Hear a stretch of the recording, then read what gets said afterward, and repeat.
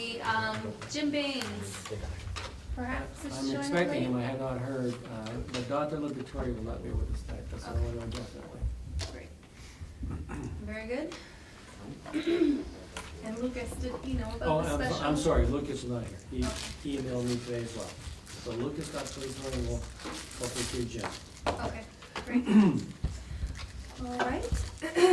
We did receive the minutes from our last board meeting, so are there any amendments that need to be made before I ask for a motion to approve?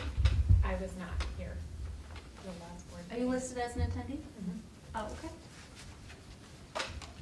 Thank you for your honesty. Any other amendments? Hi, Jim. I started a minute early, so don't worry. Yeah, go Right. with that. So with that, could I have a motion to approve the minutes from May 2nd, please? Second.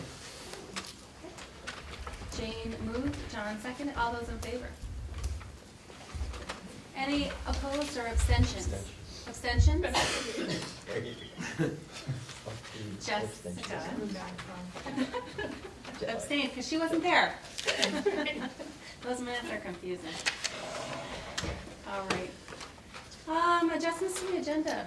I do have one. I'd like to make a comment. I'm going to have Mr. Tracy make some comments as well. As we all know, we're very saddened this week to learn that we lost a young girl here at Hampden Academy. We all saw the obituary in the paper yesterday. So, Mr. Tracy, if you make a few comments, and I'd like to ask people to have a moment of silence, if you could, please. Go. Sienna was a phenomenal student, a phenomenal human being. She was diagnosed with cancer last year, and in that process, she did as much as she could to stay connected to HA and really worked her tail off to be a part of the school and part of the culture. She had intended to, she would have graduated with this year's class, but knowing the time she missed last year, decided that's okay, we'll stick with it and graduate next year. So she had come back in the fall and really put her heart and soul into this program and into our school and everything that it offered. And just a model student, a model human being, someone that you would love to, you look at and you just think, she was fired up about life, she was a tremendous musician, a tremendous singer, and just to be able to have had her here for the time we had her here, we're very fortunate to have had that and to be with her and be a part of that process. Thank you, Bill. So let's have a moment of silence and reflection of the young lady, please.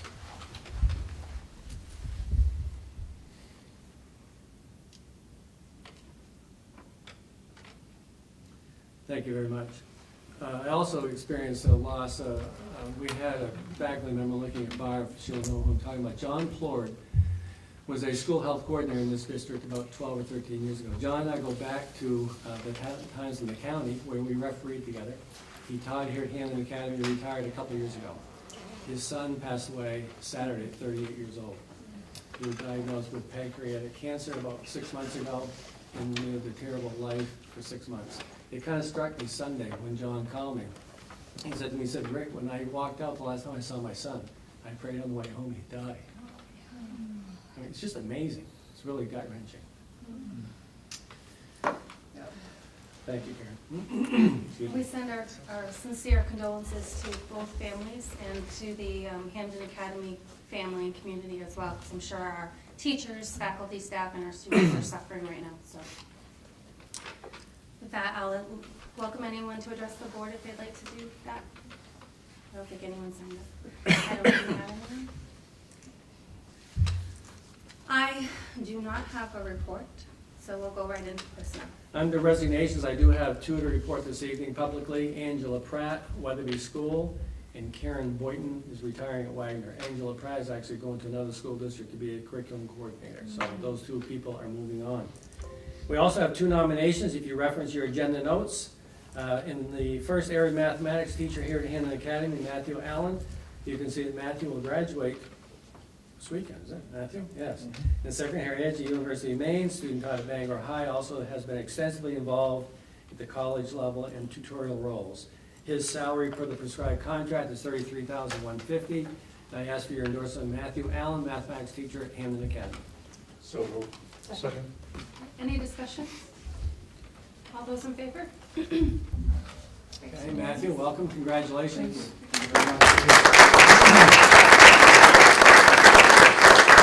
Right behind front of you, Matthew, is our young lady Amelia Reinhardt, English teacher at Hampden Academy, also University of Maine graduate, actually student taught here at Hampden Academy, as well as a long-term substitute role. Amelia's salary for this prescribed contract, $33,150.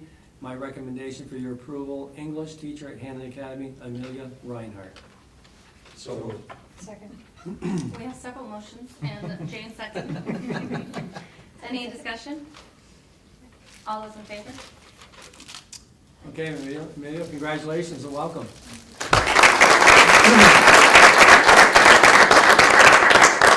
Superintendent of Schools, reading the Essential Behaviors and Outcomes Proclamation this evening is Jim. Did I catch you off guard, Jim? You bet. You ready? I have a backup though for you. Yeah, okay. Jessica bailed us out, so I'll get you next time. Okay. Okay, Jessica. All right. I thought I was off, so. That's you're all all right. set. All right. I'm trying to get it in myself. Yeah. Education enables all students to learn the skills, acquire the knowledge, and develop the attitudes necessary for them to reach their potential as citizens who can meet the challenges of a changing global society. We believe that all citizens in our community share the responsibility to educate our children and themselves. Our schools are community support systems and should welcome and encourage all members of our communities to participate, and our schools will have a supportive and empowering atmosphere for all students and community members. Thank you, Jessica. Thank you. We'll open it up for questions from board members. Excuse me. I did want to just thank Karen and Angela for their letters of resignation. I thought that they were very well written and gracious, and as a board member it was very nice to read that. And particular shout out to Mrs. Pratt, who my son had, and she's going to be greatly missed, and I'm sure Karen at Wagner as well. Anything else? We'll go right into old business, which is to discuss and act on the fiscal year 19 school budget. I'll start, then I'll turn it over to Regan and Rob. You have before you the recommendation from the Budget Committee that unanimously endorsed the budget last evening at 3.11 gross percent increase at $31,936,61.13. We've established June 7th and June 12th as the district budget meeting and referendum validation respectively. So I'll turn it over to Regan and Rob.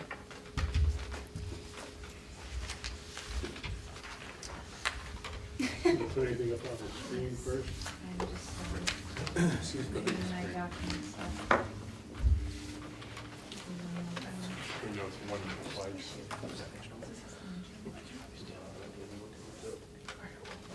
You should do it, James.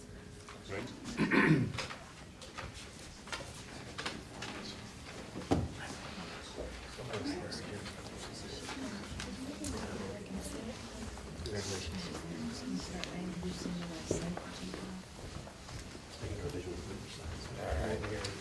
I got no Wi-Fi here, so, yeah. New machine. Yes, there Got it will fixed be. yet. 0501. And everybody could come around the table for their presentation. Let's move that back a little bit. They're all school faculty and admin. I think they could join us. Do that, Mary? No? Okay. I don't know if that's gonna Just work. about out of court there, Bill.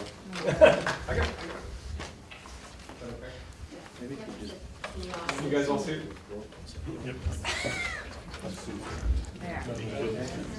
I can just move it back. You could do that, that'd be great. Yeah, picture. This is a recourse. Like an air fan. That's right. Just a slow turn. Oscillating.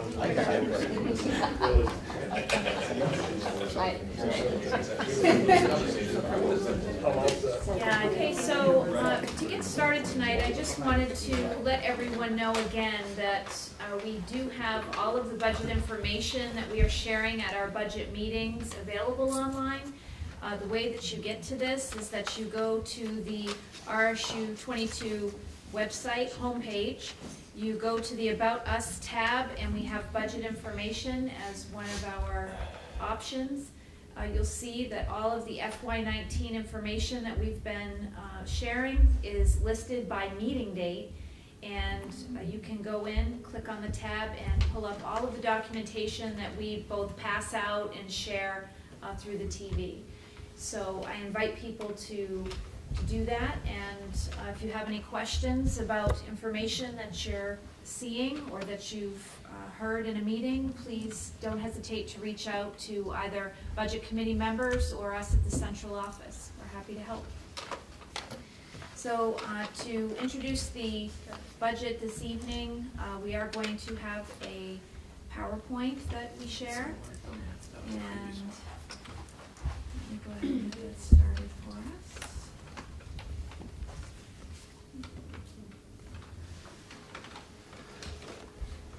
This is a presentation that a few of us have been working on collaboratively, and it is the start to the presentation that we will also be sharing at our upcoming public forum.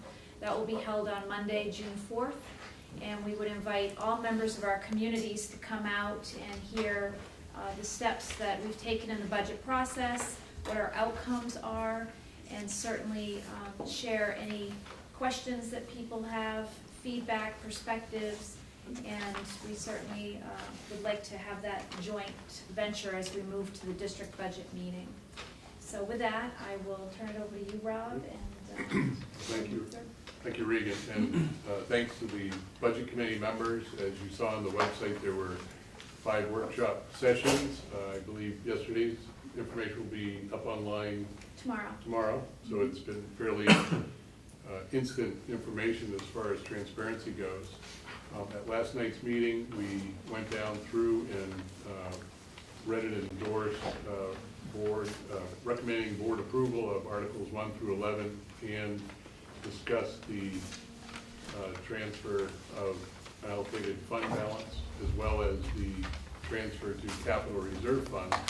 We do have a minor change to one of those categories. We'll get through that. It doesn't change the budget. It does reassign how the coding applies to one of the debt service items, or actually 2 debt service items. And then this presentation is basically a framework as much as anything that's going to be used to help message as we go through the public session and get to the final public hearing. So by all means, if you have any questions or comments, there are some placeholders for some graphs that are still in development based on historical data that we hadn't pulled or hadn't pulled yet. So as we go through those, again, feel free to share your thoughts or save them and mention at the end, whichever you prefer. So. Right. I'm happy to take comments as we go along and questions because it will help us shape the show, as Rob is saying. And also to let you know that we'll be going back and forth because many of the documents that we'll use to explain the budget have been used in prior workshop meetings, so we'll access those as well. So we definitely want to be sure that folks understand that there has been a budget review process.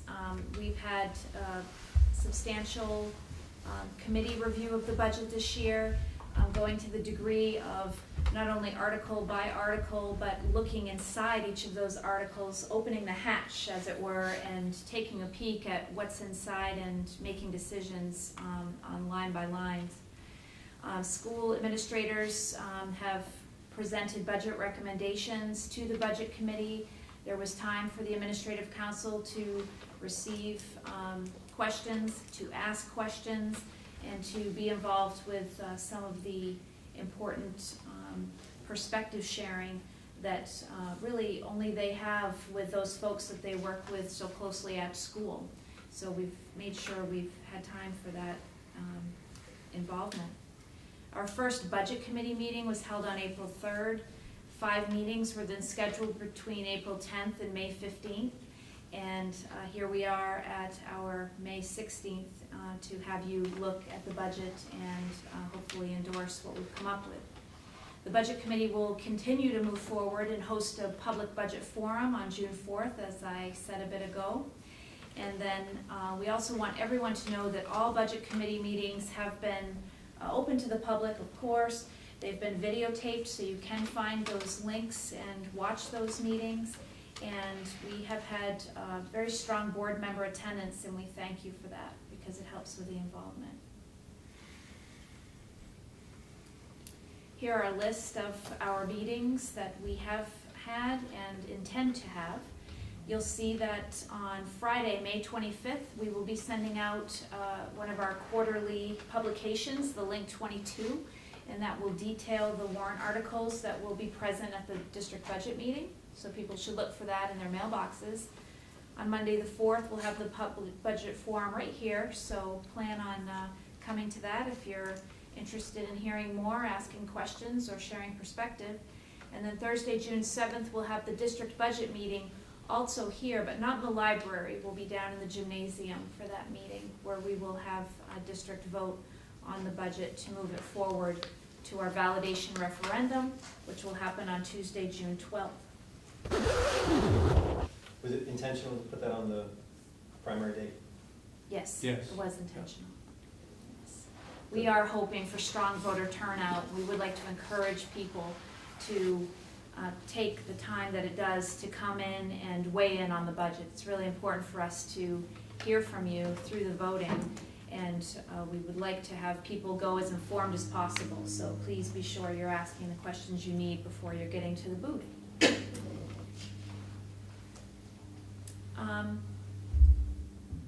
I'm sorry for the, excuse me. We are going to be moving this along, but for the June 4th, we're going to be sure that we're showing all the clarity people need and transparency around the budget figures.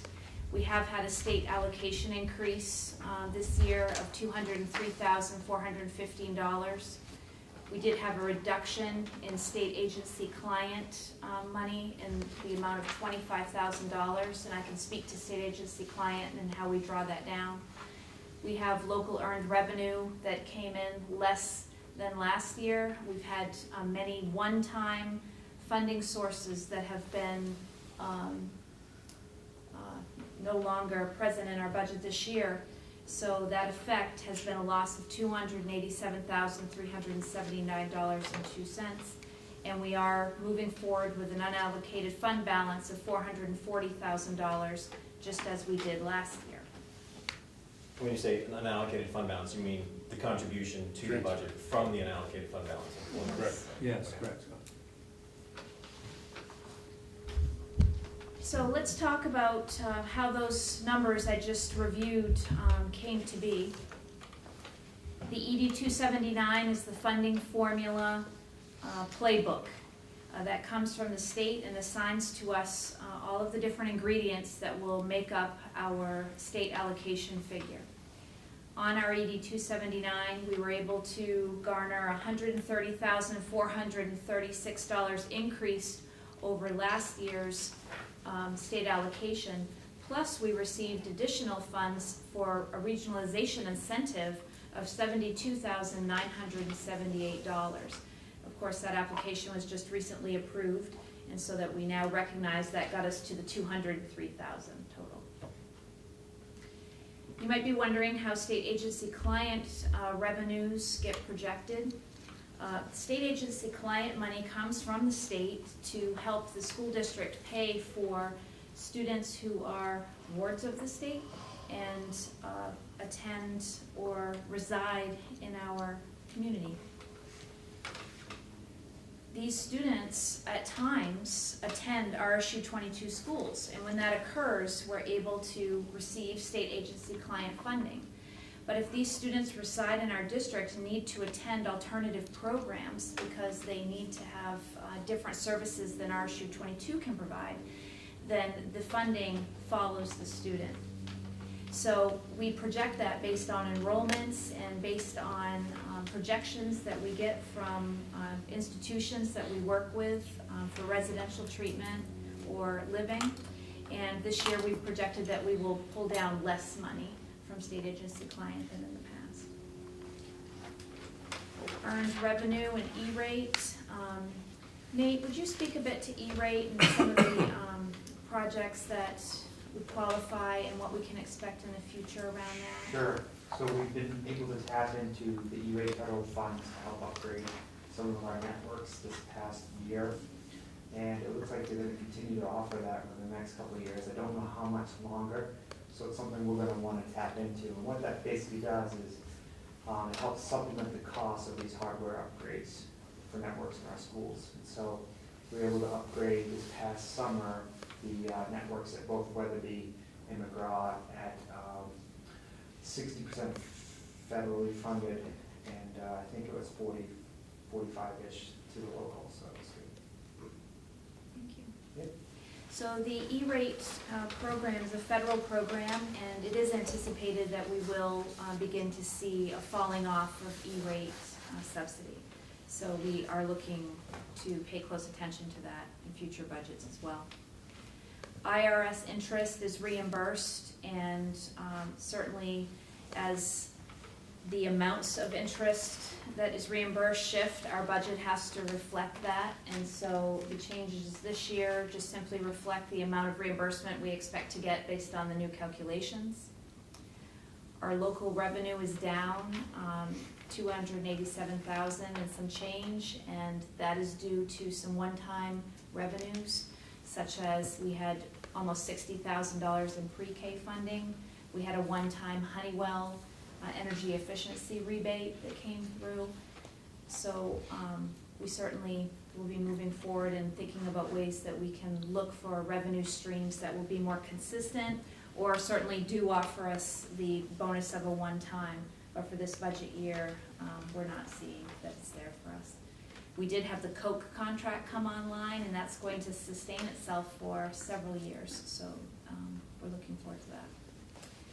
Then with the unallocated balance forward of $440,000, we found that in this year's budget, that seemed to get us to the target that we were aiming for, and we certainly have the funds to do that comfortably.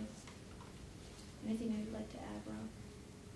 So the total, if you look at the state increase of 203 and the local earned revenue loss of 287, that leaves us with a net loss of about 109,000 on the revenue side, just on this discussion area.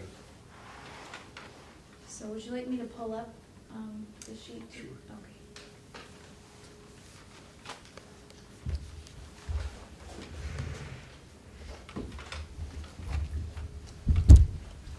I'd actually like to jump in here, Regan, because I had a conversation with a couple of board members before the evening. I want to point out a very key thing that people really need to understand. What I'm going to talk about is the state money and the local money. And I want to show you graphically once Regan picks it up so there's no confusion. Because it could have significant implications if the money that we're looking to raise locally is not raised. I have last year's district budget meetings, Article 12, which calls about state and local essential programs and services for the funding formula. So that state-local part is an equation that we need to make sure we truly understand. And with optimism, we will raise that. But realism, if we don't, what the implication is. Nate, it's the same thing as last night, that page. Oh, sorry, Doesn't kitty Doesn't corner? want to play. The way you stated that last night, I'm not sure exactly how you did it, but it was perfect. Okay, well, we're going to do it again tonight. Okay. But I don't want to embarrass people, but I want to make sure we really, truly understand this because it's very significant. So he said that I did a good job last night. Let's see if I can replicate that tonight. And luckily it's on video, so we can That's right, we'll just rewind it. cut that part out. Really. I'm going to show it graphically tonight, please. It's coming soon. Coming soon.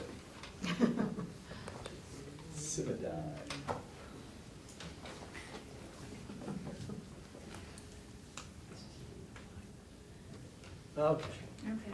all right, so we enlarge it a little bit, Reagan? Yeah. Okay, so you all have this sheet. The two figures I'm focusing on is this 18,936,000 and 9,163,000. That's Article 12. And basically, in order to receive $18,923,671.79, we must raise in the formula $9,166,972. We must raise that in order to get the 18.9 million. If by some chance we do not, commit to raising this, it reduces that dollar for dollar. So hypothetical, let's say we have a motion on the floor to reduce this $9,166,000 by $500,000. We'll round it up, $500,000. If that motion passes, we lose $500,000 there. We also lose $500,000 from the state. That's a very key thing to understand. That's very key. So that's what I call about the A plus B part of the formula. This is A and B, and that's C. If you look at A and B, they're married. To get A, you need to raise B. If you do, you're fine. This figure down here is discretionary. If that's reduced, it doesn't impact anything else in the formula. It impacts the resources that we need to provide. Okay? One more time. In order to get 18.9, we must raise 9.1. If that's reduced by $1 or $2, that's reduced by $1 or $2. Okay? So when the people come that evening downstairs in the gymnasium and you're sitting beside someone, they talk about 9.1, that's a lot of money. You need to make sure that's a lot of money, but notice it's doubled up here. That's not true of every district. I think Hampden is on the positive side. We talked about an analogy, but coupon, I believe Hampden is 67 or 68% covered by the state, with the balance being local. In looking at other communities and how their schools prepare their budget presentations, I ran across several in southern Maine that were the inverse of that, where Yes. the local share was in the 60% range Yes. and the state was in the 30. And if you recall, the legislature is required to pay 55% of education according to the will of the voters. They're currently at about 43% if literature that was circulated earlier, or last fall, I believe, is correct. However, that's an average of the state, and Hampden is one of the districts that actually, for every That's $1, we get approximately 2 actually are. Hampden is RSU 22 is approximately 68% state receiver. What Rob is also pointing out, if you have friends or relatives in Booth Bay Harbor, I'll pick on Booth Bay Harbor, they're what they call a minimum receiver. This is basically 5% of the budget up here. Yeah. 95% is down here. How'd we do, Heath? Good. Good? Rick, in terms of translating that into people, how much, just your average, would you put it at the average cost of a staff member, The teacher? teacher average cost, Joe, is around 65 to 68, 65 to 70. that Support include- staff, roughly 35 to 38. Okay. So, and that's including benefits? Yes. Okay. Yeah. So $1 million, we're talking 14 teachers. How many children does that impact, 14 teachers? That impacts a lot of children, a lot of programs. And I think that's a good point to bring it up, because we all know, sometimes I think I'm saying this too much, but 81% of our budget's people, and people are programs. And when you're running a personnel-bound business, if you have to compress the monies that you have, it's got to come in people. You can nickel and dime materials and textbooks and things like that, but that's not going to get you anywhere near the degree of $400,000 or $500,000, $600,000. It's not. So the other element to look at, if this is a sheet that we wanted to dissect a little further in the final presentation, if you look at the increase in state revenue to the school district, and again, revenue is how it's described, but revenue in the school board's case, it comes from the state, but also from the local taxpayers. So the local taxpayer may not consider that revenue is a positive, used in a positive term. So one way we took a look at the revenue side with the gain of 203, you look at the loss of 287, or actually it was 178, I'm sorry, if you factor in SAC, there was a net decrease of 109,000 of revenue. Before we even look at budget, we didn't change the amount of revenue that we used last year to pay down unallocated shares, so we used that at a 0. And then if you look at the bottom line, or the top line, which is entitled local allocation, that's $632,000 this year. Do we know what the number was last year? Are you going to give that, Andy? So what happened between this year and last year, the valuation of all of our communities went up by $35 million. I think it was 1.043 billion to 1.077 billion dollars. A $35 million increase is now added to the local share. What also changed was the mill rate. The mill rate that the state allocates went from 8.19 to 8.51. That 8.51 times the 1.07 billion is that 632,000. So that's added to the, I'm sorry, that's the increase of 632,000. You add that to the $109,000 reduction. $740,000 is the shift from last year's budget purely as a result of the way the funding formula works and the way the state valuations or our local valuations go. At $120,000 per point or per percentage point, that's roughly 6.3% that we've been talking about since the beginning. That is the increase to the local share before we look at the budget, and that's exactly where those numbers come from. It was easy to get lost in the numbers. We've been looking at them a lot, so for those of us that have gone through that, this is part of what we need to message. And the other thing that happened too is that there were questions last night, and we've been looking at other districts, and you've even reached out to our council on the CTE program. Has been funding that's been it was passed through, but it's not part of this year's budget. However, Article 3 still shows up in our warrant as zero. So the way we're reporting that is consistent with. I'm glad you brought that up, Rob. I actually talked to Town Manager Jennings today, and he had a suggestion that he asked me to consider, and I think it makes perfect sense. Let me share it with you. Getting back to that chart where Rob just alluded to, the state allocation this year is $18,923,671.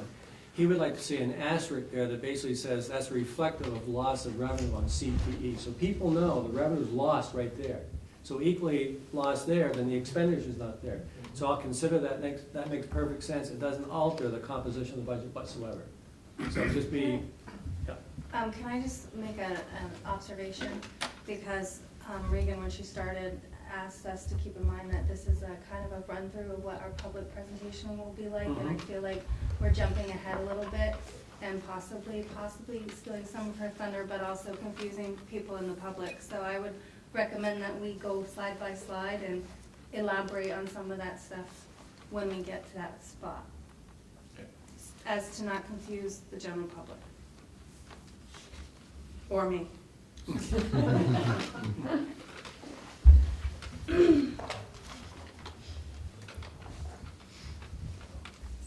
Back to you, Regan. Visibility. I can't see. I can't see it either. I've never been able to see Bill's the blinding us. Okay, we will be bringing on graphs to show the long-term trend about state allocation revenue, and Rob referred to that. We'll also show in this chart why our state allocation has gone down, which is what Rob is explaining. There are many factors in that, but the precipitating factors are really around valuation and the shift in the mill rate. We feel that one of the things that'll make this easier to follow, Karen, is the trend from prior years to show how it's gone up dramatically. I think if you see the trends, and again, we haven't mapped that out, but there will be a graph that shows local allocation from prior years. You're going to see a fairly significant change, and one of the things we've been making sure is folks see that the question that they're probably about to voice is why, and the why is due to the revenue change. Probably have to change our font too, so it's easier to read. I think it's the windows, I right? think it's those windows. Well, it's- Right, and We can do that, make it. So we will come and talk about the CTE flow-through, of course, and we will take into consideration the comments we have received around representing this in a means that is certainly fair and is representative of the variance from the prior year. So $392,018.55 no longer flows through RSU 22. That amount, or that amount plus the additional amount that was assigned to the CTE Center will flow to United Technology Center for next year.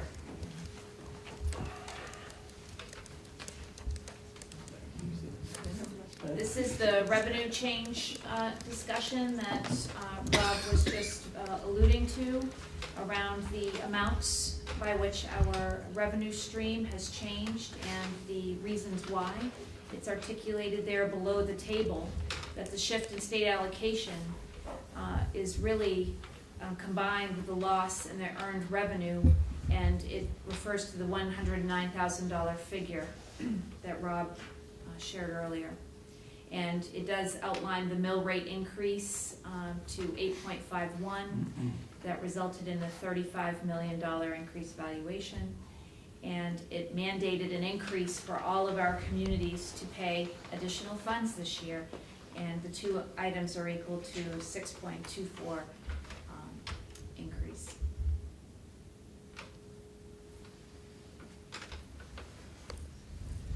So this is a slide that represents the article amounts that were reviewed last night at the Budget Committee in totality. And we do want to speak to these tonight, and then we'll go on to show some of the demographics of our budget, because this, of course, is the expense side. Article 1, regular instruction, will be in an amount of $11,354, $647.85. Excuse me for the way I read that. Yes. I'm just going to pull out information on major factors for each of these.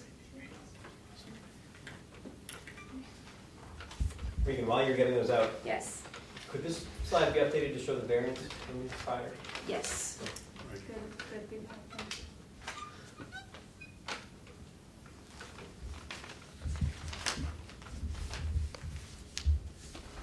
So in Article 1, which is regular instruction, we had increases in all of our salary lines and benefit lines. There was an increase for pre-K in a contract with Waldo Cap. We also had a contract with Highland Preschool for pre-K for increased number of seats that we would be partnering with them to provide. We have a reduction in our copier lease costs because last year a lease program was instituted that has saved us on the overall contract lease price. We have reductions in tuition reimbursements that are facilitated through the district, and we have instructional supplies that we actually have allocated in certain lines in Article 1 where we may have shifted the expense from one line to another. We also had some expense that moved to another article, Article 5, to support some of the activities there, which are instructional support services. We did add some money for field trip funding this year in Article 1. We had an increase in copier paper cost. We have book and periodicals increases, and we have some increases to dues and fees due to NEASC accreditation at the high school next year. Any questions on Article 1? Scott, to your point, this slide is intended to have the last year's budget, this year's budget, the variance, and then to the right, we wanted to put, or we will place bullets that describe the major drivers for each article. This chart may take up three slides, but we felt that having the article, the amount, and then the change driver all in one space would be important. And that actually is how the link 22 article will go out. It usually, next to the warrant articles, it has a brief description of the changes that were precipitated that made that variance. Regan, is this where the workers' comp came in? Yes, that's considered in the benefits line. It's called But benefits. yes, Okay. workman's comp did have an increase across our staffing. In all articles that have personnel, we see that increase. I'm actually gonna pull up that, what you're asking for, Scott, so we can see that.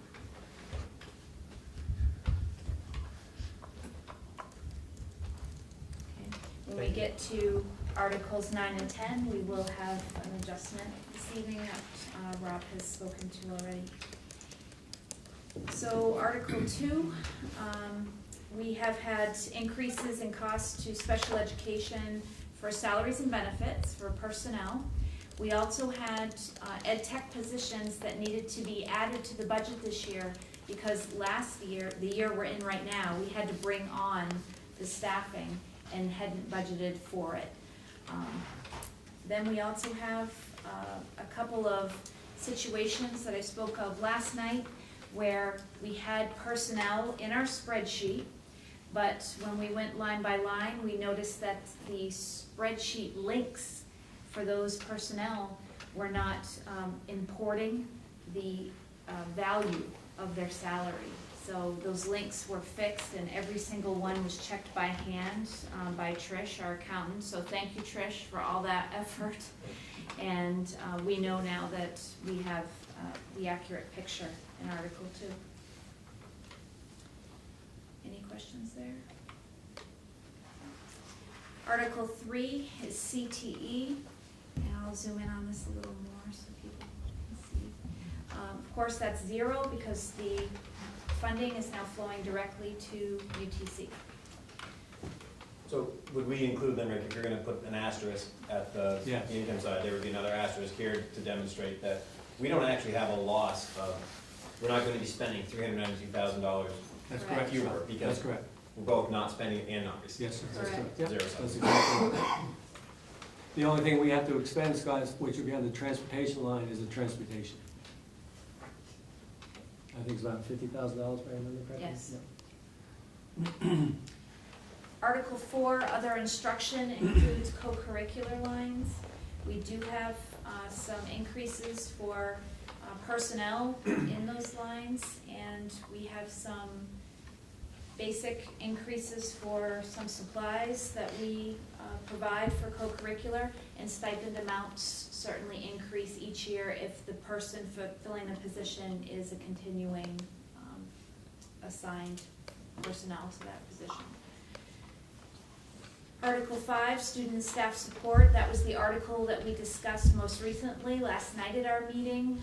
We have imported 3 positions to Article 5, including a .2 nurse that will likely be assigned to Reedsbrook Middle School. We have a social work contract through Acadia for $25,000. And we are hoping to be able to get a full-time person from the contract with the addition of some federal funds from our curriculum office. We will do that. So consider that would be a 1 FTE school health, social worker at the Wagner/Smith School. That's addition to what was already there, right? For social work services. Yes, we added Yeah, to there's those addition additions. on top of it. Yes. And then we have a .5 instructional coach who is a teacher of teachers. And that person has been operational through some federal funds that our curriculum office has been able to provide. The ability to sustain that through the federal funding does not exist, so we're going to move that work into the budget. And that person focuses heavily on teachers new to RSU 22 in the first 2 to 3 years of their practice to help develop, but is certainly available to all personnel who are teaching in our schools, and the position would be district-wide.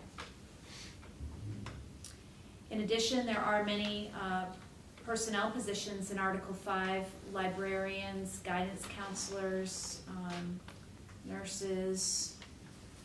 Am I forgetting?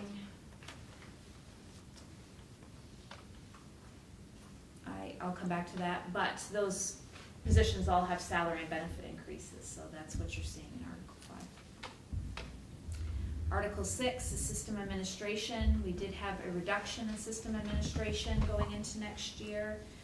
We reduced board stipends to reflect the 12-month that we are having one meeting per month. We reduced contracted services for the board. Our audit contract for next year has a reduced cost, and so our budget reflects that. And we have reduced legal services and staff negotiations. We have a salary adjustment that is a reduction because we no longer have the overlap of the 2 assistant superintendents. And we also have a reduction in benefits. There will be an increase in Article 6 to some professional development costs because we are going to be training staff, not only for finance through a finance institute, but we're also going to be looking at ways to bring things online in our office and have those processes trained for each of the personnel who will be involved with that.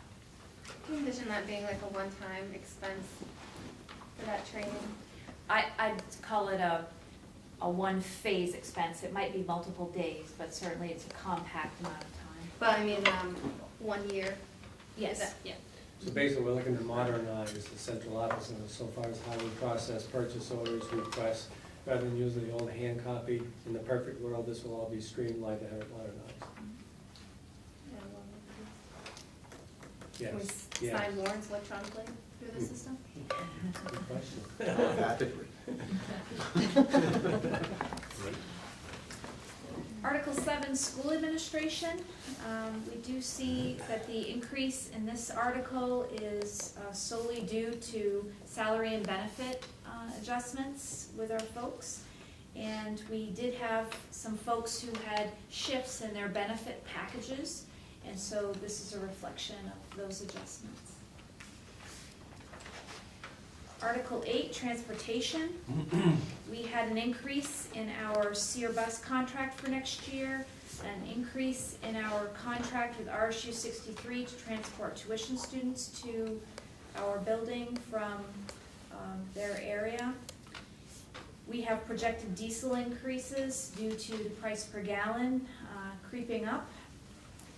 We have new responsibility for $50,000 of UTC transportation, and because we're not receiving any of the flow-through money, we don't have an offset for that, so we have incorporated it. We did have discussion around providing transportation for an innovative school that had opened in Bangor that has since closed, so we have removed the cost for that. And we also removed the crossing guard that had initially been assigned to this article. Okay, now we get to Article 9, facilities, and Article 10, debt service. And I'd like to speak to these articles for a moment and an adjustment that we need to make in them. I will go through the major factors for each, but first, when we were going through the budget today with a very fine-tooth comb, we realized that we have a debt. It's called a QSAB loan, and it was for a Honeywell project back in FY14. And we had inadvertently assigned it to Article 10 as debt service, but it wasn't state-sponsored debt service. So it's not allowed to sit in Article 10. It needs to sit in Article 9.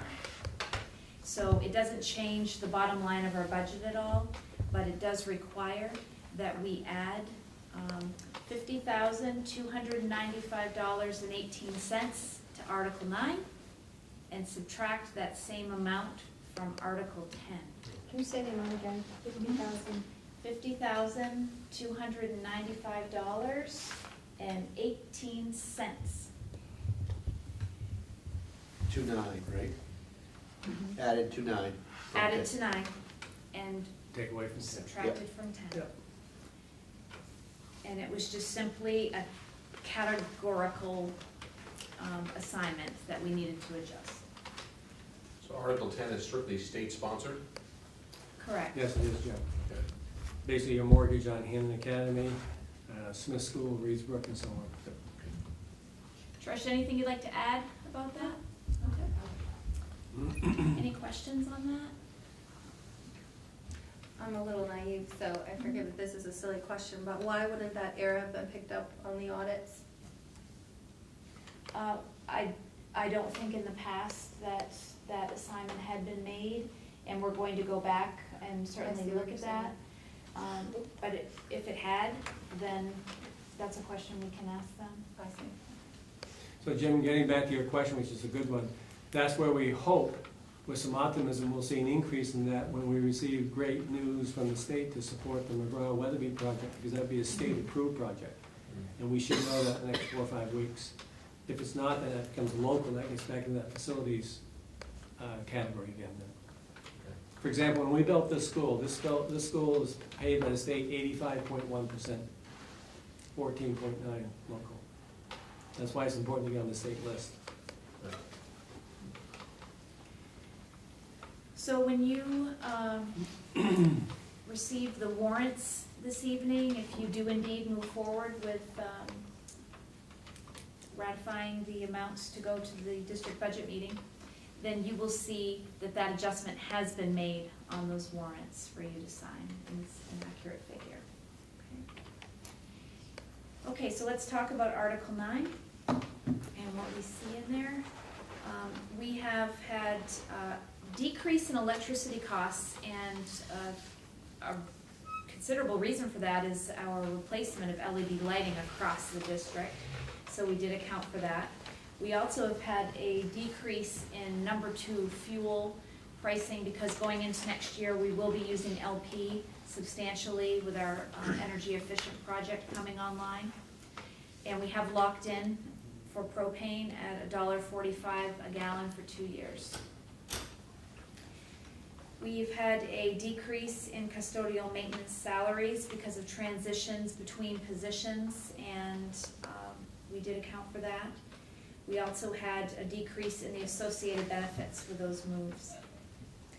We've had an increase in contracted services maintenance because we needed to bring an employee online in this budget that has been serving in that position primarily for a year and a half, and we've made that adjustment in our budget. We've had increase in repair and maintenance services because of contract prices that have gone up. And we have a new line that we're implementing. We're piloting it right now for repair and maintenance of vehicles, so there is a line that will show next year's budget that details all of those expenses for our van fleet. We also have a capital repair and maintenance service line, which is bringing online immediate projects that need to be addressed in our district.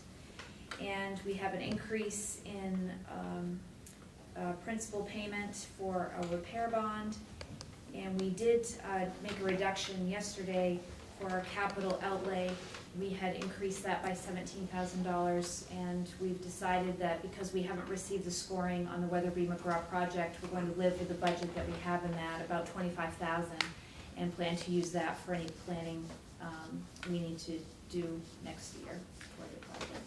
And Regan, can you also share, because I do think this is a potential risk for misunderstanding in the community, is regarding the turf referendum and how much payment is going into the FY19 budget regarding the turf. Sure. So we have a bond anticipation note, and you'll hear more about that this evening for an update. And that is going to give us short-term financing because, as you may remember, we decided to go for the short-term financing until November so that we could try to pull down some grant money that would be coming in. We will need to pay interest expense on that short-term financing to the tune of about 2 and not even 0.5%, 2.3%. Then we will have one interest payment that will also come online in the spring as we go through the bond bank financing starting in November. And so that payment is anticipated to be about, Trish, $88,000? No, the first payment is estimated at $17,400. It's just the interest. Just the interest alone. So we're facing probably to the tune of $30,000 next year to pay interest towards the turf. the next year, we will be having to incorporate the principal payments and interest in the budget. Anything you want to add to that, Trish?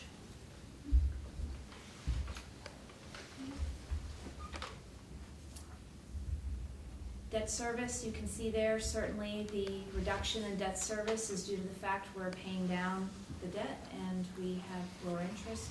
And then Article 11, we made a substantial adjustment to that. We decided to forego having local money fund our school nutrition program in FY19. We will be using that $33,000 this year to help the school nutrition program end and have a carryover into next year. And we will be using Article 9 to address some of the equipment needs that the kitchens will have next year.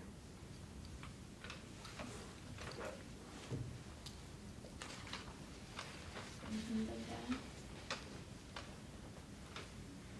So yes, the total FY19 budget that the Budget Committee read aloud last night and endorsed for board approval has remained unchanged, with the footnote that Article 9 and 10 had a shift from one to the other. We felt that by sharing that this evening, that there was really no need for the Budget Committee to reconvene and formally change that number. It really, the formal act on that is in the form of the board approving of the number that will be presented when Reagan hands around the warrant articles and receives our signature. That is actually the formal act of the board when it comes to the full budget. So the committee, again, we discussed internally and felt this is the best way to address it, and it's being recorded, so it's also transparent. I can certainly read you the new amounts if you'd like to hear, Article 9 and 10. Okay, so the new amount for Article 9 will be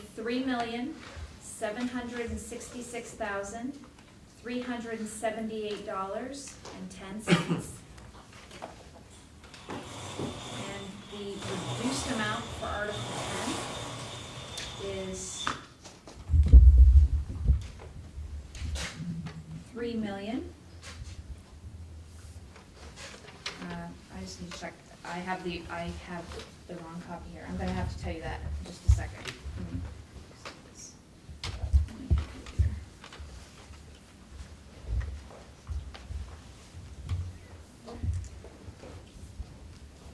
You can see the amount.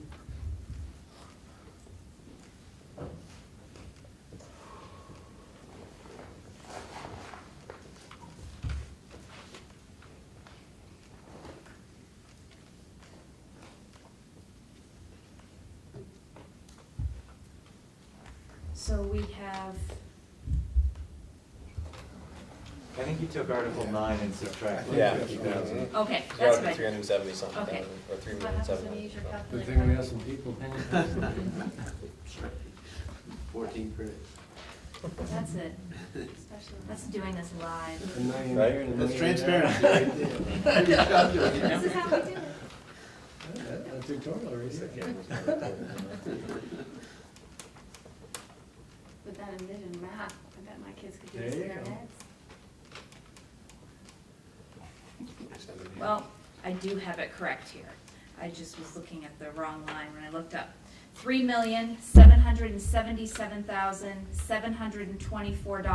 $3,777,724.15.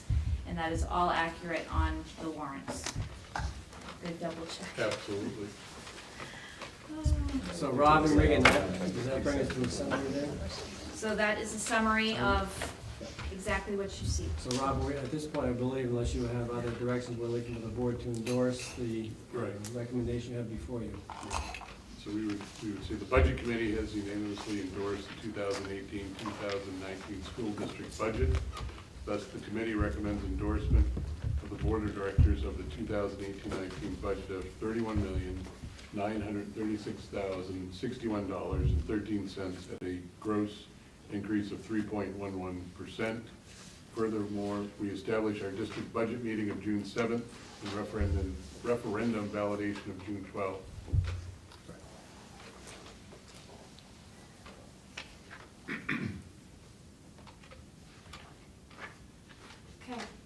Are you, may I ask a question? Or actually, Rob, if you could just go over a little bit about the local share, or is that coming up? I don't know, are you done with your? No, we can do Yeah, I that. can do Karen. that, The- and I the can pull local up the share- local yeah, share the local document. share was that sheet I was looking at earlier tonight, but just working backwards, the local share increase is 9.83%, which is $1,072,083.38 as compared to the current year, $1,072,083.38. Oh, I'm sorry, Regan, it was on the slide, and I Yeah. just couldn't see it. Yeah, I'm sorry. That's okay. Here are the, there you go. That's kind of what Rob was touching on earlier, with the 6% that we were talking Correct. about. That's The correct. 6 was the new 0. Correct, so there's your 1,072,000 right there, that you can see the 9.8% local. And Rob brings up a great point he's brought every budget meeting, and it's gonna be important for me and the budget committee members to really have strong messaging here. So in other words, just as Heath mentioned, you could make the claim that 6.5 to 7% has been passed to us, as I showed earlier tonight, with the 632,000 required in the formula. So that 6.5% becomes the 0, and that then inflates that to 9.8. So we're gonna have to be very, very conscious of that explanation there. Yeah, 'cause like I said last night, we're really only looking at like a 4.6, That's correct. 5% increase, local increase from last year, because we were kind of mandated to 6. That's correct. So we're not looking at a huge ask as far as that goes, but Yeah. Right, it's 3.5%. it's huge. Technically, It is huge, but we have- 3.5%. We haven't added to the budget, is my point. Yeah, That- we did at 10%. Scott? I would make a motion that the board endorse the amount, I'm not gonna read the amounts, but the amounts that Rob just read. Because Bob, you were asking for a slate, recommending for as a slate. So Scott made a motion, do I have a second? Any further discussion, questions regarding the budget? Just following up on Heath's question, how do we go from about 8% down to 4?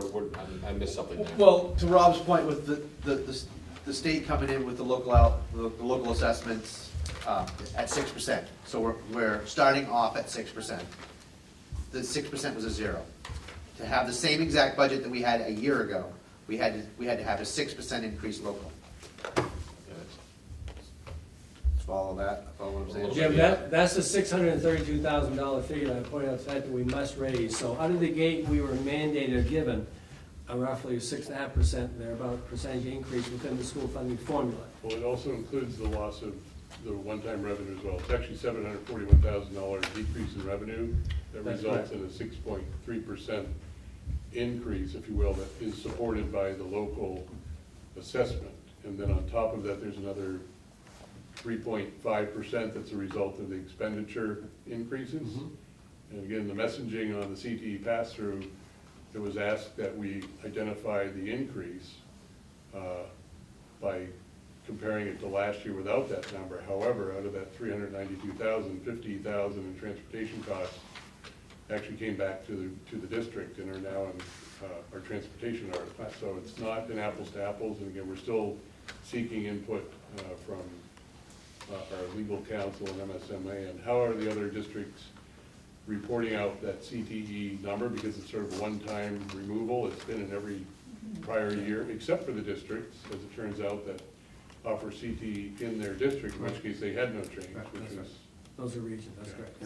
So to help maybe solidify this for you, Jim, if we, because of the state formula, funding formula changes, if we flat funded from last year, there would be a 6.2 or 3% increase at the local level. That's correct.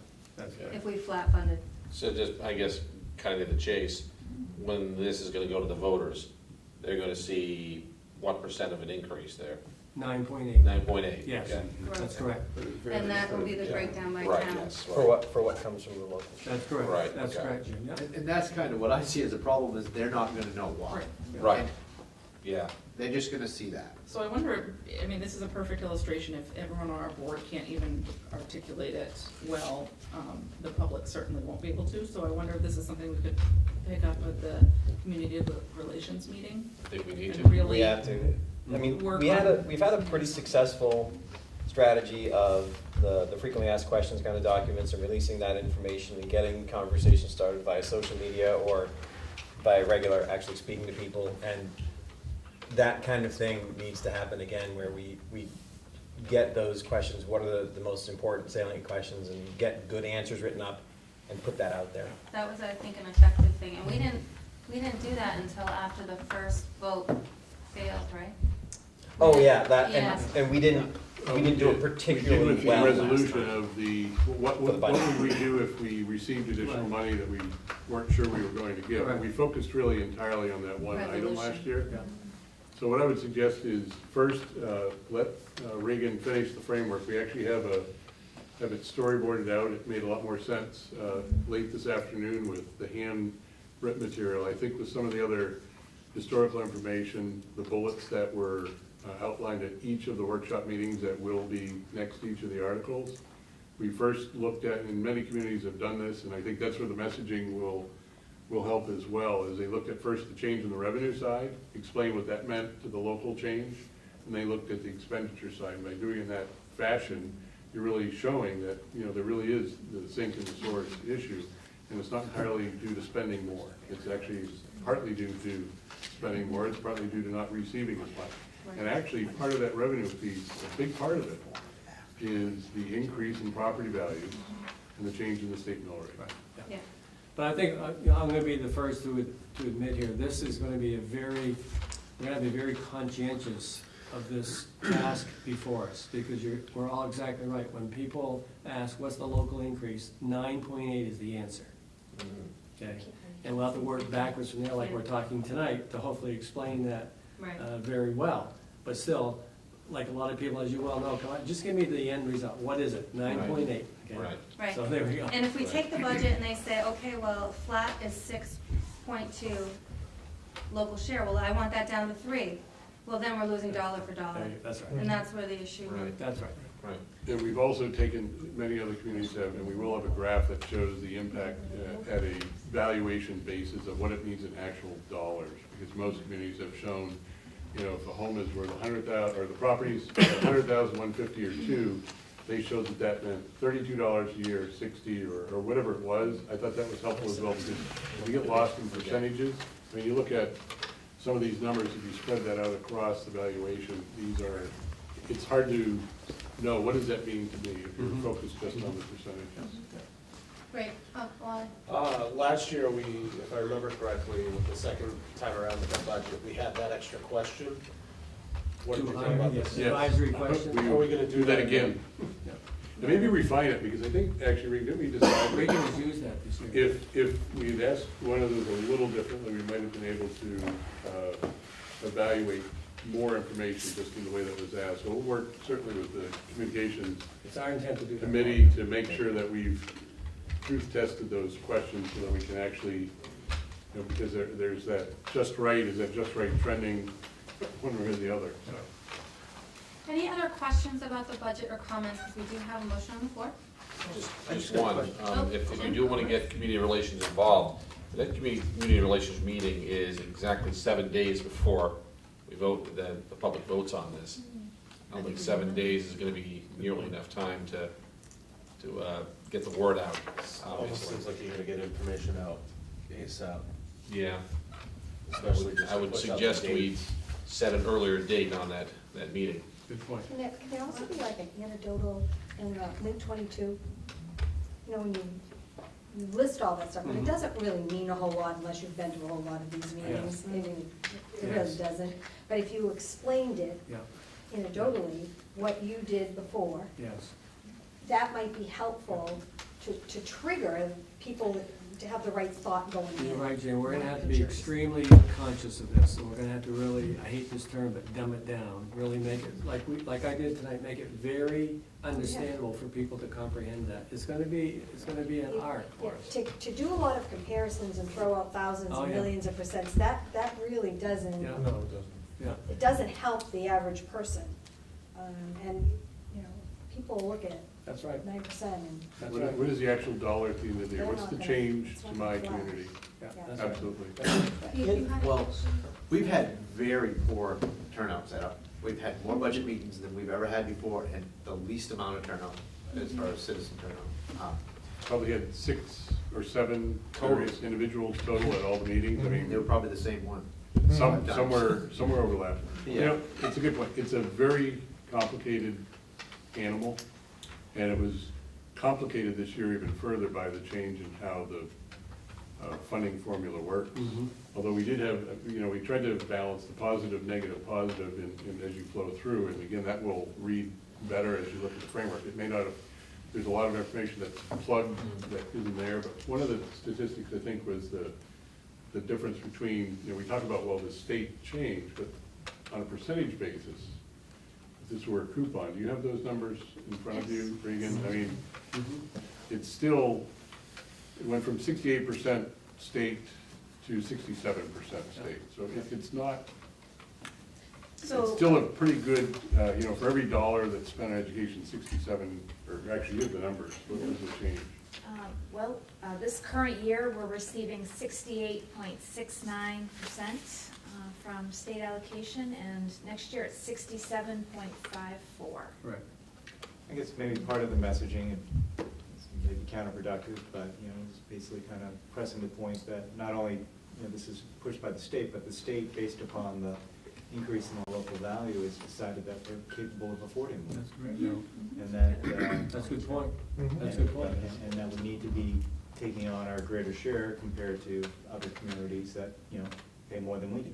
So just, Joe's point is that the RSU 22 valuation went up 3%, the state went up 2%. And that's what caused the drop of the 1.14 in the state contribution to the district. Using terms like local support instead of local increased taxes. I mean, it's messaging, it's Yeah. wording, but It is messaging. And looking at other presentations, the way they come across, and again, we've dissected probably 5 or 6. Everyone's facing the same issue, or actually, I'd say at least half of the school districts that don't have CP in their programs, and then also property value increases are dealing with the same issue. I think Some were just straight by the numbers, no explanation, some had more narrative than numbers. So we're trying to find a balance, because I think you're right, people want to get to the bottom line, but they also want to know why. Rob, we might want to, I no longer live in Hampden, so you people live in Hampden, did you not receive in the last 3 or 4 weeks a letter from the water and sewer system that indicated the 22% raise? Yeah. We might want to see how that was worded. Right. That was a receipt. Because I didn't, 22% is quite a quantum leap, and you didn't get it?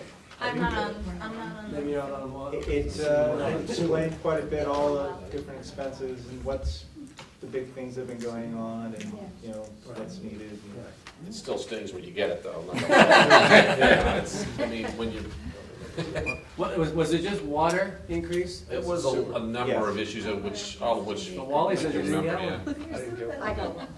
Yeah. Yes, the sewer's separate from water. At least we're not sewer. It's about basically building the network. Okay, Yeah. well, we might want to pay attention to the wording there. All right. is my Okay, basic yeah. point, yeah. How prescribed, when you send out Link 22 and it has the warrant articles in it, how prescribed is that format? Do we have the ability to adjust that, to include some narrative section to it? The articles are prescribed, but we can customize the narration though. So we could have the article laid Yeah. out in the typical Yes. black and white format, but below that in red, That's our at our description discretion, of- yes, it is. because when we go to the budget meeting, most people have brought their copy, so that Yes. they can go down Yeah. through. And if we have that, because part of the difficulty is like having the right words, having the right Right. messaging is super important, but our problem has always been getting it to people. Yeah. People, we put out some great, the work that Regan and folks did around the turf Right. was fantastic, and I thought we did a really good job of getting our story in a really understandable format. And then I had people say, well, I never heard a thing about it. Yeah. And So- so get it in their hands, and We that's can really our tailor biggest that. tool right We now. can tailor agree. that, Scott, yes. People good actually point. read that. Yeah, so that's, we need, and we do need to get it together ASAP, because I don't know, when does Link 25th 22 is going publish? out, so that means it will need to be to publication probably on Wednesday. So I was gonna say, is he still open to receiving Yes. Yes, copy? oh, yes, yes, yeah. So we have a few days. relatively limited time. Overtime. Yeah, to throw together a Overtime. completely understandable You can do it. description of the document, of the entire budget, and why it's going up by 9.8% for the local. You get it. All right, we have a I have motion on plenty the of free floor. Any other questions about the budget before we vote? Not a question, but I want to thank everybody that has attended these meetings and the budget committee for the work they did on this. And I want to say too, that from my perspective, I mean, I know I'm no longer on the building committee, but I was, and I remember, you know, touring the schools and looking at the amount of work that needs to be done. There's a ton. That article could be huge, and we probably still wouldn't be able to get everything done. So even though, you know, we have an increase, a total increase of 3.11, it could be, and in some ways really ought to be larger, so we don't fall behind on some of this maintenance that needs to be done. But the budget committee did a lot of very hard work in a really difficult year. So thank you all for doing that. Good point, Reagan. I think you still, probably there were some slides that you didn't get all the way through, but one of them that we have to act on tonight is the transfer to the capital reserve. Did you have a slide for that put together yet, or? No, I have a list. You have a list. I know you pulled it together this, yeah. You will This is on the yes. table right now. Yeah, we have a motion. on So we have a the table. motion for the Article 1 through 11. Right. Yeah, that's a separate, So this Yeah, is a all different good. motion, right? So we'll Separate. hold on that. Any questions, discussion on Article 1 through 11? Is it 1 through 11? All right, great. All those in favor? Any opposed? All right. So, Okay, yep. To speak to Articles 12 through 21, there are additional articles that come forth every year for adult education, summaries of the budget, authorizing transfers to capital reserve and to our field reserve fund. So I just wanted to let you know that when we see this, we are asking for an authorization this year to transfer $275,000 to capital reserve. In the past, we have typically done $150,000. And the reason for the increase in the transfer amount is because we had to cut so substantially from our facilities and maintenance line with the deferred maintenance projects that we are now going to ask that we have them in capital reserve and use the unallocated fund balance to make the transfer and be able to complete those projects in the priority order that the building committee has had. We are going to continue with the transfer to the field reserve fund by using 50% of gate receipts. We certainly have been talking through the turf referendum timeframe and having the ad hoc committee that there might be dedication to that fund at a greater amount. Because this year we're asking so substantially for the deferred maintenance, we thought it'd be best to keep the field reserve fund at that usual progress of the 50% gate receipts. But in the future, we'll certainly be coming back to that and assessing what we might need to do. We also can transfer into the field reserve fund from the capital reserve. So we have flexibility there.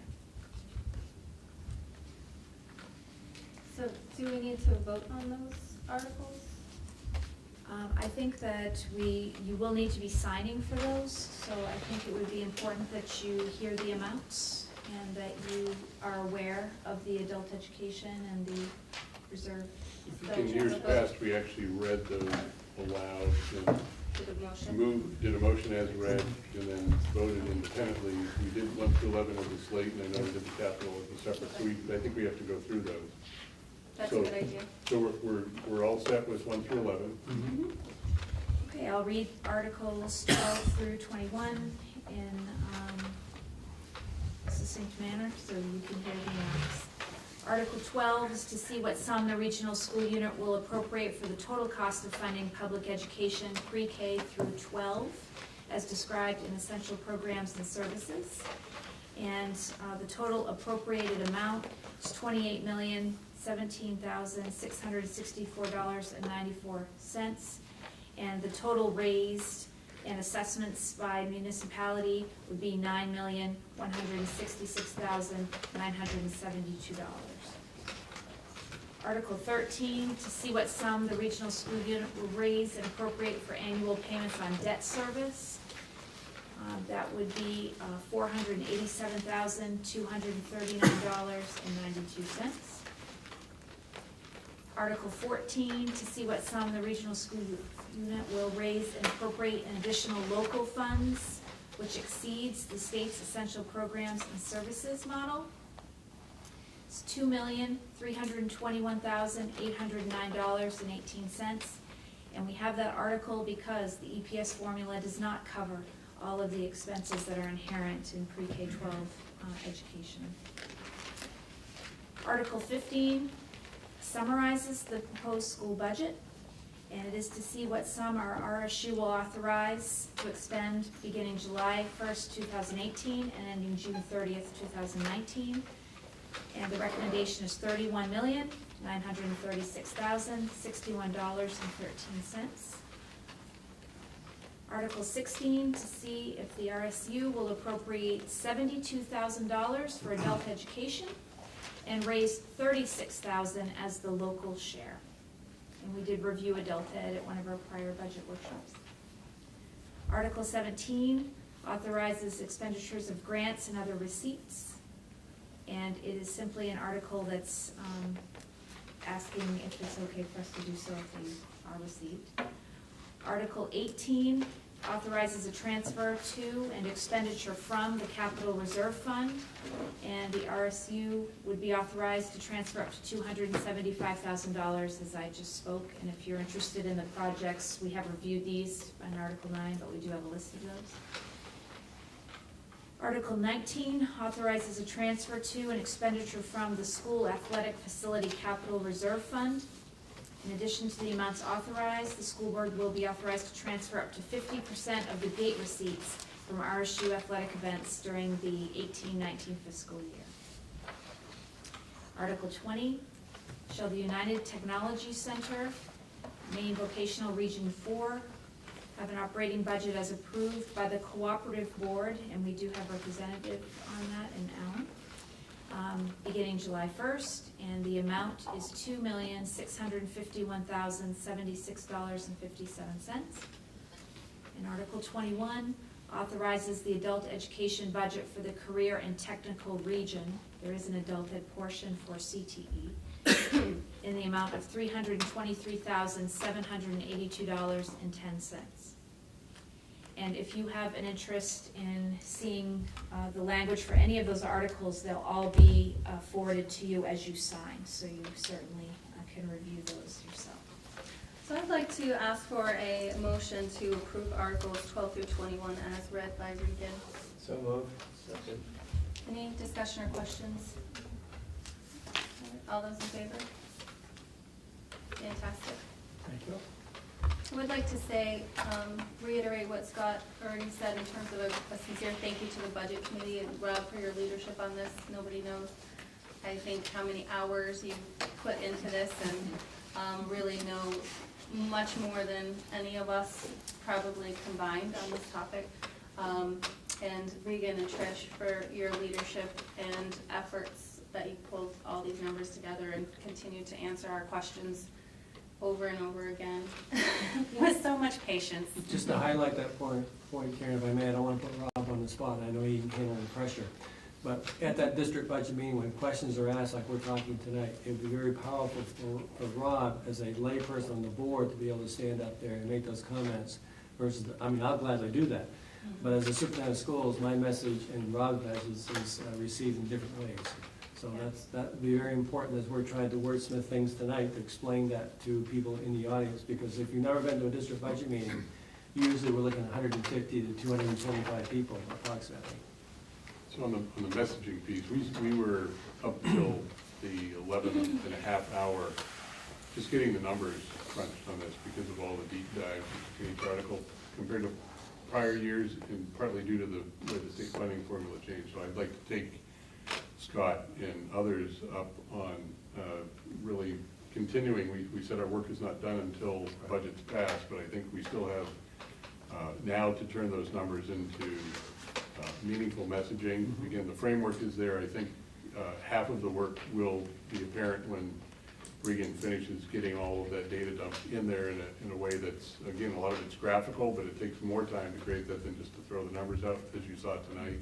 I think that'll make it for your request, easier to digest. I would say that the one item that's not an article necessarily, but the question on too much, too little, or not enough, would be a great opportunity for a ranked choice voting approach where you ask in order of 1, 2, and 3 to rate whether it is too high, too low, or just right. And we'll actually know whether folks are saying it's okay trending too high or the other way, because we really do want to know where that stands. And last year, it was really, you couldn't tell from the way the data received, so it's just a slight change in how we might approach that one as well. You know, something I was just thinking of on that line, though, our communities are so diverse that many folks can afford more, some folks can't afford more, and some folks are okay. So, I mean, whether they like it or not, it might be reality. Clearly, absolutely. Thank you very much, everybody.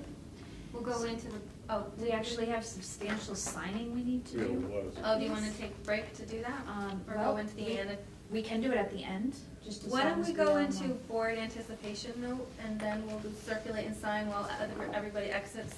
I think it took us about That'd be fine. 20 minutes last year to get all the signing done, because it has to be done sequentially and in the same order. Yes. Right, each signature has to be the In the same. same order.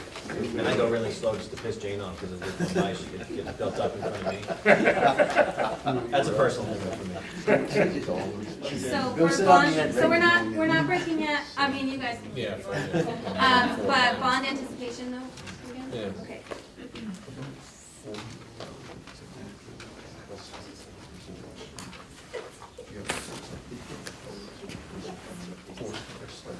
These are things that- That's where we're going.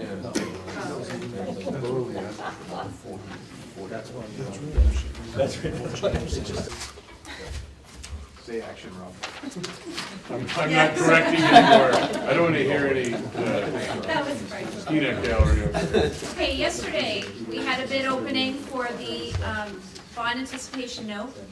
And I wanted to share with you that at the April 4th meeting, you all did authorize not only the project moving forward, but also the financing. So tonight, it will not be necessary for you to take any specific action on this item, because we do have the approval for the action from April 4th.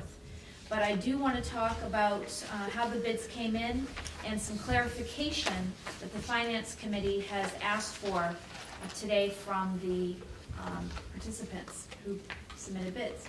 So you can see that we did have 4 bids come in, and we have 2 bids that are quite competitive with each other as the lowest interest rates.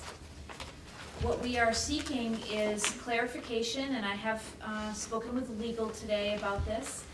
Apparently, it seems as though the calculation for the interest expense may have been calculated based on either an additional number of days, or may have just been miscalculated, because it seems as though both of the bids should be calculated in the same format, considering using actual out of 360 days.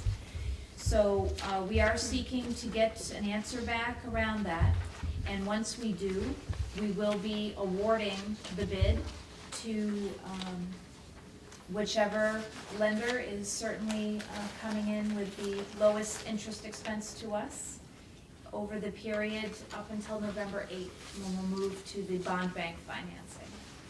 So I'll be getting back to Heath as our finance chair and letting him know what the result is. But either way, we're very pleased. We're very pleased with the participation and the level of the interest rates coming in. So I was going to say, it probably is perfectly apparent, but you're saying there is some clarification. It appears that the apparent low is based on the calculated interest amount that was provided by the bidder, and that there may be the interest, it doesn't align with the ranking here, is what's being clarified, because Right. that calculation That's right. created that. But you're right now, it's based purely on the total interest Yeah. amount. Can't make Correct. any sense. Yeah, the question we had yesterday is how can a higher rate have a lower interest? Right. Exactly. That's- It's That's the apparently first thing. based on the method they use to And we calculate. thought maybe Jessica could shed some light on that. I brought my sticky note today. Not to put her on the spot. It's the new math. Is it new math? I think it's the new math. But that's why, I mean, you know, Right. these bidding phrases, where these bidding forms have the unevaluated parent no bidder. It's That's right. evaluated. That's right. Yeah, we have the lowest interest rate, but we plan on having this take you an extra 4 years to pay off, so it's gonna cost you a lot more. You divide that by 360, that's what your days of interest is. Then times that by 161 days, which is the date of the contract, from the 31st to the 8th. I think Tom just took it. Okay, So the so you'll bottom, get back to us. bottom line, okay, we'll get back to you once we. All I know is the company. But there is no action that needs to be taken because you did. Okay. You think Charlie did it? So if there's no questions on that topic, maybe, I'm gonna ask for a motion to go into executive session, but before I do that, when we go into executive session, if you could stay seated, we're gonna start circulating the warrants to sign. You have to sign in order. It has to be the same order on every warrant, so make sure you follow the same person each and every time. And I don't want a pile to accumulate by your sitting while you get some veggies, so. If somebody could read, I missed that. I know, Before Scott's we do that, speaking. can I set up a meeting day? yes, Pete. We need an athletic committee meeting, it's gonna be next Thursday at 6 PM in here. Just, can you make that?